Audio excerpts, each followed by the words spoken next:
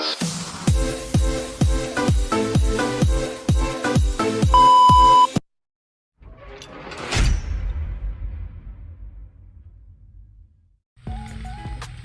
katakam, bibigyan ko kayo ng isang tip sa paghahanap ng gagawing inahin. Sa mga baguhan pa lang na naghahanap ng pwedeng gawing inahin, ito po ang isa sa mga palatandaan.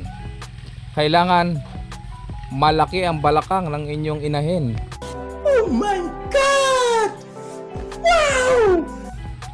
Ayan, tingnan natin yung mga magagandang balakang dito. Kagaya nito. Hindi lamang malaki ang balakang, malaki din ang dede. Sana all. Ayan, yung pinakasuso niya. Para malakas ang gatas, maraming gatas yan. Eto sir, mukhang malapit ng mga anak ito, ano? Ayan oh.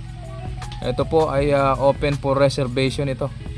Itong bower na to, napakaganda oh. Isang traditional redhead bower ang kanyang nanay. Yung tatay niya sir, redhead din ba? Yung nakakasta rito. Red. Ayan, red bower. Ayan po. Kung kayo ay pumipili ng gagawing inahin, yan po ang isang hanapin nyo. Ayan, kailangan pantay yung dede. Malaki yung dede, malaki yung balakang. Ayan. Tingnan natin yung ibang inahin ha. Ayan po ang isa. Hanapin natin yung ito yung buntis. Ayan. O, tingnan nyo yung mga dede nila oh. Ang lalaki. Pangalawang anak na rin yan sir, no? Ayan. Pangalawang anak. Ay, ginagatasan nyo sir. Ayan. Yun naman ang kagandahan sa Anglo-Nubian. Kung kayo ay naggagatas, ayan, pwede nyong gatasan. Pwede nyong pagkakitaan yung gatas. At pagka merong mga kambing na hindi nagpapadede sa kanilang mga anak, ayan, pwede kayong kumuha doon sa kanila. O ito hindi Anglo-Nubian, hindi siya imported, pero lintik yung kanyang dede oh. Yan oh, ang isa sa hahanapin nyo mga katakam. Tingnan nyo yung kanyang balakang, yung sipit-sipitan niya. Nakita nyo yung sipit-sipitan niya, maluwang. Ayan. Yan ang isa sa palatandaan ng isang magaling at magandang inahin. Ito yung inahin na to, napakagaling niyang mag-alaga ng anak, kaya kahit hindi siya imported, iniiwan siya ni Sir Alex. Napakagaling mag-alaga ng anak nito. Ayan, malapit na rin po itong mga anak. Ang umasawa dito Sir Alex, ano? Yung Anglo-Nubian ngayon. Oh, Anglo-Nubian po ang nakaasawa dito ngayon. Ayan. Kaya maganda na naman lalabas dito. Sa tansya ko, mahina yung dalawa ritong anak. Tingnan niyo yung suso niya oh. Oh. Nice. Halos nasa tuhod niya na. Yan ang isa sa mga palatandaan na malakas ang gatas ng kambing. Ayan. Yan ang titingnan nyo kapag kayo ay kukuha ng gagawing inahin. Ayan. Malapit na rin bumuga yung itsura natin. Silipin pa natin yun. Ito sir. Malalakas yung gatas. Tingnan yung mga dede nila oh. Buntis din ba ito sir? Buntis din pero hindi pa bumubukol yung kanyang dede. So ibig sabihin, bago-bago pa lang itong nakasta. 3 months pa lang. Kasi pagka malapit ng mga anak, talagang yung ano na yan, yung pinakapuklo niya na yan, mamamaga pa ng husto yan. Ayan.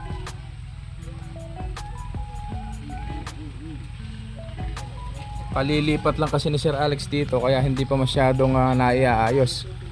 Eto, gagawan pa niya ng mga division itong kanyang kulungan. Kailangan ito naka-elevate. Meron silang pinakatungtungan dyan. Ayan. Lalagyan pa natin sir ng ano to, ano? Ng papag, ano? Para mas maganda. Oo.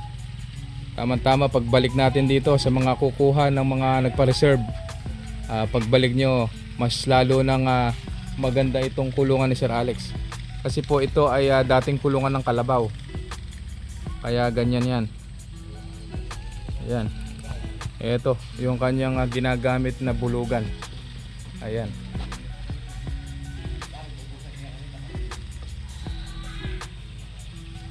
Ayan, tingnan nyo mga inahin. Ayan. Ganyan ang sinasabi ko sa inyong magagandang inahin. Yung malalaki ang dede. Ayan. Hanapin pa natin yung ibang magaganda. Ayun, ayun pa isa. Ayun pa. Mayroon pang isang upgraded na maganda ang suso. Ayun. Ayun oh. Oh, ayan oh. Parang kapatid nito. Ayun. Ang ganda ng dede niya. Oh, tingnan niyo mga Anglo-Nubian oh. Ang lalaki ng dede. Nakakilala kasi mga katakam ang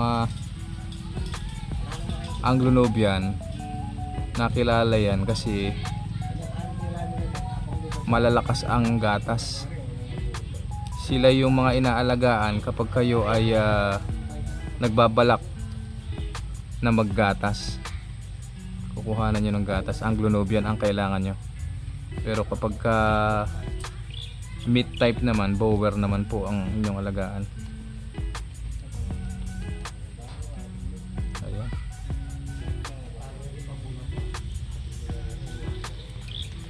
Pumili na kayo dyan.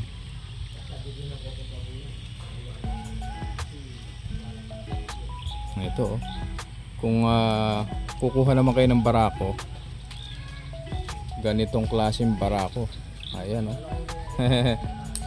Tingnan nyo, 4 months, 5 months, pero grabe yung katawan, bultong bulto.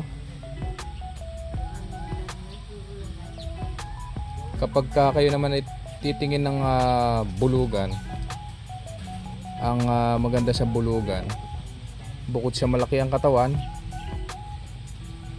masigla, tapos yung bayag, titingnan nyo rin yung bayag, dapat hindi siya masyadong lawlaw at hindi masyadong malaki. Ayan. Ito yung kapatid ng kanyang kalahari. Ayan.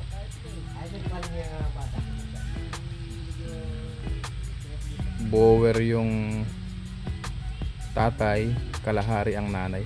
Ayan.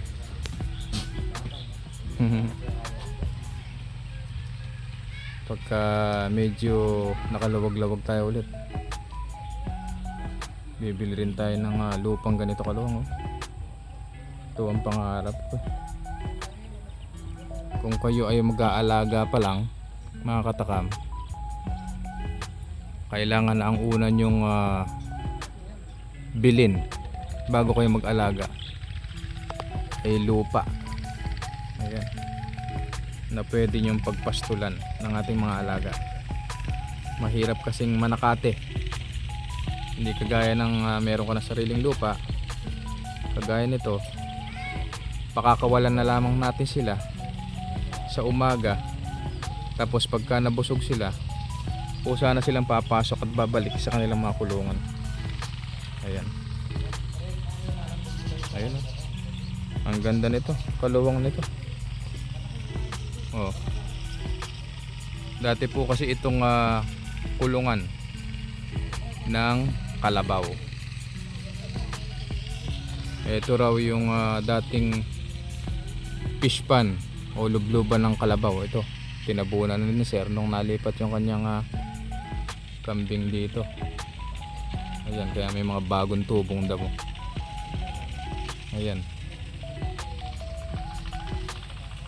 Yung kabilang bakod na yun, tataniman daw nila ng mais na ipapakain din dito sa kanilang mga kambing. At kung gusto nyo rin na mag silage, yan, maganda rin yung napier at yung dahon ng mais, kagaya ni Sir Loy. Mamaya pag may oras pa, punta tayo kay Sir Loy, manabat mamaya. Ito yung inom-inan, medyo hindi pa naayos ni Sir Alex ito. Nasa 2 linggo pa lang daw na nalipat itong mga kambing niya. Pero maganda yung mga damo dito, kaya bumulas na yung kanyang mga kambing, bumulas yung katawan. Ayan. Hindi kagaya nung nandun pa sa likod ng bahay niya, medyo kakaunti ang nakukuhang damo. Kaya medyo payat sila noon. Hindi kagaya ngayon. Nakita nyo naman, bulto na yung kanilang mga katawan. Ayan. Ito nga pala. Ayan. Sabi ko nga nakaraang bag natin, open for reservation po itong mga anak ni Sir Alex. Abangan nyo po yung mga bagong panganak. 3 to 4 months pwede na nating awatin ito. Magpapaalam na ako mga katakam. Yan lang po yung mga tip ko sa mga gustong mag-alaga. Hanapin nyo po yung magaganda yung dede, kagaya nito. Ayan. Tingnan nyo yung gatas nya. Ay, tingnan nyo yung dede nya.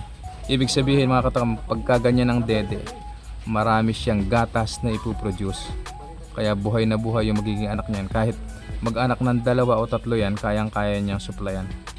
Pagka ganyang kalalaki yung kanyang mga dede. So magpapaalam na ako. Salamat po sa mga sumusuporta at palagi nakatutok sa ating mga video. Ayan. Paki-like and share po yung ating video. At sa mga bago pa lang, pa-subscribe naman dyan. Maraming salamat po.